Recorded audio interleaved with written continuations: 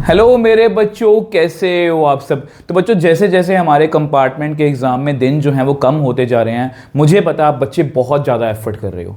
आपके YouTube comment से, आपके टेलीग्राम पर जो आप मेरे को मैसेज भेज रहे हो, मुझे इन सबको पढ़ के यही लग रहा है कि आप बच्चे जो है बहुत एफर्ट मार रहे हो। ट्रस्ट में बच्चे, अगर आप इसी तरह से लगे रहे ना, हम कंपार्टमेंट में बहुत अच्छे मार्क्स लेने वाले हैं। और उसी तरह से बच्चे, मेरा भी फ़र्ज़ बनता है, क्योंकि हम डे 1 से मैं आपके साथ खड़ा हूँ और लास्ट दिनों में भी आपके साथ खड़ा हूँ और कोशिश कर रहा हूँ कि मैं अपने तरीके से आप बच्चों के लिए बेस्ट कर पाऊँ। सेम उसी तरीके से देखो बच्चे, आपकी तैयारी जैसे भी चल रही हो कंपार्टमेंट की, बट मुझे ऐसा लगता है कि कुछ ऐसी चीज़ें हैं जो हमें कंपार्टमेंट की तैयारी की, जो हमारी कंपार्टमेंट की प्रेपरेशन है ना बच्चे, इसको नेक्स्ट लेवल पे लेके जा सकती है। कुछ ऐसी गलतियां हैं जो हमें नहीं करनी, जो आपको रोक रही हैं कि हमें प्रेपरेशन अच्छे से नहीं करनी है। मैं वही 3 मिस्टेक्स ऐसी बात करने वाला हूं जिनको हमें बिल्कुल अवॉइड करना है बच्चे। और ट्रस्ट मी, अगर आप इन सबको अवॉइड करोगे, इन मिस्टेक्स को, तो हम कंपार्टमेंट में बहुत अच्छे मार्क्स जो हैं वो ले सकते हैं। तो देखो बच्चे, सबसे पहले देखो, यहाँ मैं 3 मिस्टेक्स की बात करूंगा और ये मोस्टली हर एक बच्चा कर रहा है और हर एक बच्चा एक दूसरे से यही क्वेश्चन पूछ रहा है। सबसे पहली मिस्टेक जो है बच्चे वो यही है कि मैथ्स पेपर प्रेडिक्शन, मतलब आप पेपर जो है वो प्रेडिक्ट करने की कोशिश कर रहे हो। चाहे वो केमिस्ट्री का पेपर दे रहे हो, चाहे फिजिक्स का पेपर दे रहे हो, बट आप पेपर प्रेडिक्ट करने की कोशिश कर रहे हो। मतलब जैसे आपने सुना होगा, इस बार जी मैथ्स का पेपर बहुत इजी आने वाला है, या इस बार कंपार्टमेंट का पेपर जो है बहुत टफ आने वाला है। ऐसी बहुत सी प्रेडिक्शंस आपने सुनी होंगी, आपने वीडियोस भी देखी होंगी। बहुत जने इसी तरह से वीडियोस बना रहे हैं कि कंपार्टमेंट का पेपर जो है इस बार हार्डेस्ट आएगा। इस तरह के थंबनेल बना के वो वीडियोस बना रहे हैं सिर्फ व्यूज़ के चक्कर में। और मैं ये चाहता हूँ कि बच्चे, आप अपना टाइम उन वीडियोज़ में वेस्ट मत करो, क्योंकि कहीं ना कहीं बच्चे ये आपकी तैयारी को, प्रेपरेशन को इम्पैक्ट करता है। सोच के देखो, अगर मैं आपको यहाँ से ये बोल दूँ कि बच्चों इस बार कंपार्टमेंट का पेपर बहुत इजी आने वाला है, आप सभी ना क्या करोगे, बहुत इजी हो जाओगे, बहुत इसको लीनियंट लोगे, आप अपनी तैयारी उस लेवल से नहीं कर सकते। और सेम वे से अगर मैं आपको ये बोल दूँ कि बच्चे इस बार का कंपार्टमेंट का पेपर हार्डेस्ट है, मतलब बहुत कम बच्चे इस बार पास होंगे, तो ऑब्वियस सी बात है, आपका मोराल जो है, आपकी मोटिवेशन जो है बिल्कुल डाउन चली जाएगी। और इस दोनों केसेस में आप अपनी प्रेपरेशन जो है वो अच्छे से नहीं कर पाओगे। और मैं ये बिल्कुल नहीं चाहता बच्चे कि सिर्फ व्यूज़ के चक्कर में मैं बच्चों को इस तरह से मिसगाइड करूं, और आपको बच्चे मिसगाइड नहीं होना। और बच्चे इसको सोच के भी देखो, ये हमारा काम नहीं है, पेपर इजी आए टफ आए ये हमारा काम नहीं है, हमारे हाथ में है हमारी मेहनत।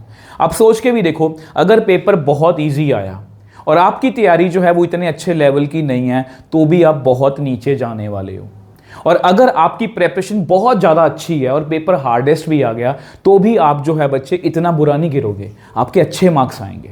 मेरा कहने का मतलब अल्टीमेटली यही है कि आप अपनी प्रेपरेशन पे ध्यान दो। इस तरह की फालतू बातें ना हमें किसी के साथ करनी है ताकि उसका मोराल ना डाउन हो, और ना ही हमें इस तरह की चीज़ें तो देखनी है जो आपको ये बोल रहा है कि पेपर हार्ड आएगा या ये बोल रहा है पेपर ईजी आएगा। तो इन सब बातों से हमें दूर रहना है, बस अपनी प्रेपरेशन पर ध्यान दो। जिस तरह से मैंने वो प्लानर बताया हुआ है उस तरह से कि उसको करने की कोशिश करो।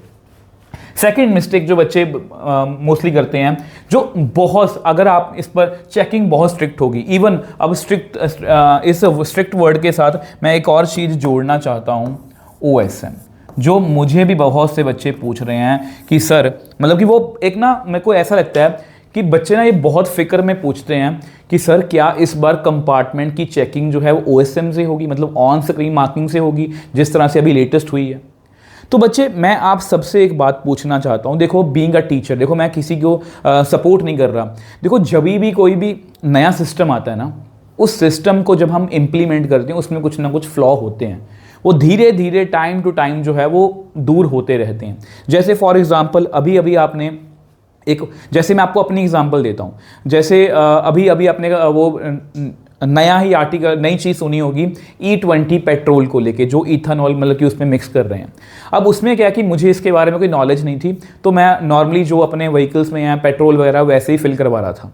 बट जैसे ही मैंने इसकी कंट्रोवर्सी के बारे में सुना, तो मुझे जो है इसको लेके टेंशन होने लगी, कहीं मेरा व्हीकल ख़राब ना हो जाए या ऐसा। अरे मेरे साथ ऐसा कुछ नहीं हुआ। और मैं ये नहीं बोल रहा कि जो भी यूट्यूब पर चल रहा है या सोशल मीडिया पर चल रहा है वो झूठ है या कुछ भी ऐसा है, मैं ये इन चीज़ों में नहीं जा रहा। बट मेरा कहने का मतलब ये है कि जब भी कोई सिस्टम चेंज होता है ना, तो उसमें थोड़े बहुत फ्लॉ होते हैं। सेम वे से, उसी तरह से OSM में भी कुछ थोड़ी बहुत गड़बड़ियाँ हुई हैं।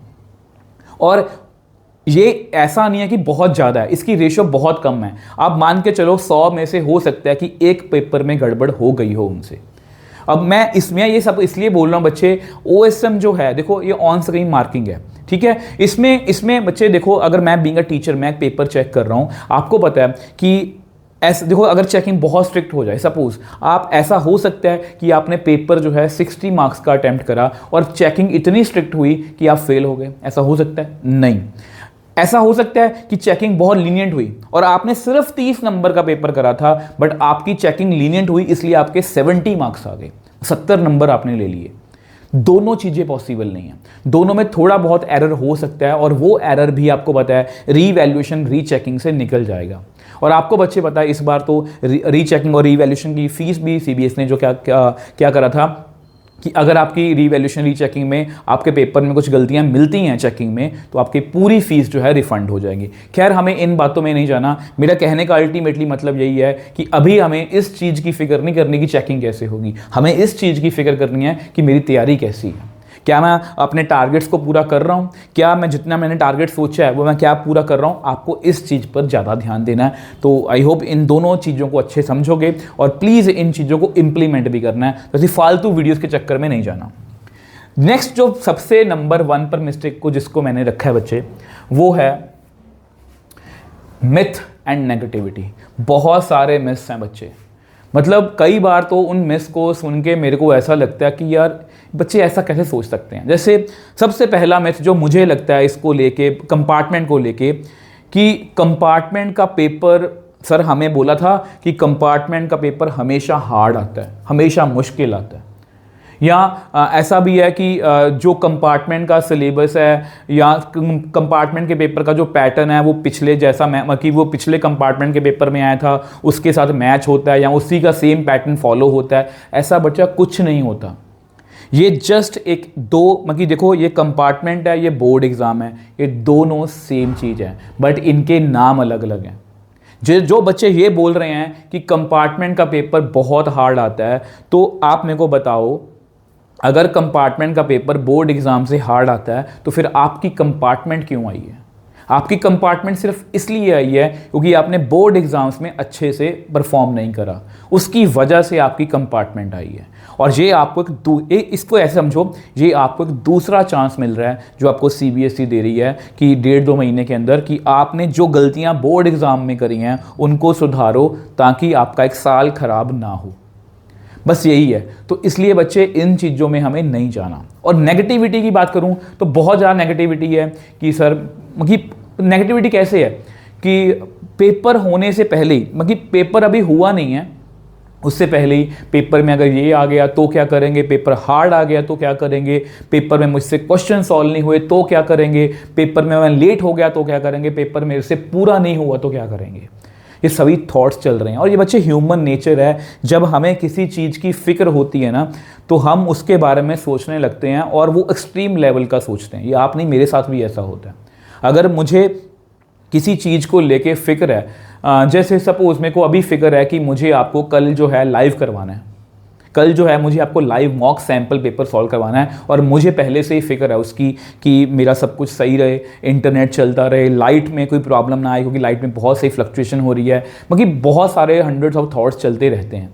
बट वो बोलते हैं ना कि ओवर थिंकिंग है हमारी, तो हमें ओवर थिंक नहीं करना। अगर मैं इसी चीज़ को लेके बैठा रहूँगा ना तो बच्चे मैं प्रिपेयर नहीं कर पाऊँगा या वीडियो शूट नहीं कर पाऊँगा क्योंकि मुझे उसी चीज़ की फिक्र लगी रहेगी।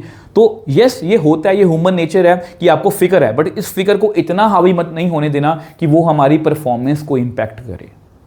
तो इसलिए ये नेगेटिविटी, ये मिथ वगैरह छोड़ो यार। आप ये समझो कि लाइफ ने हमें एक और मौका दिया है अपनी गलती सुधारने का और हम वो सुधारेंगे और मुझे पता आप बच्चे सब सुधारने वाले हो। आई होप बच्चे मेरी कही हुई बातों को समझोगे और जो मैंने तीनों मिस्टेक्स बताई हैं इनको अच्छे से कि आपने सुना है तो इन पर अच्छे से काम करना और ऐसी कोई भी चीज़ नहीं करनी जो हमारी परफॉर्मेंस को इम्पैक्ट करे।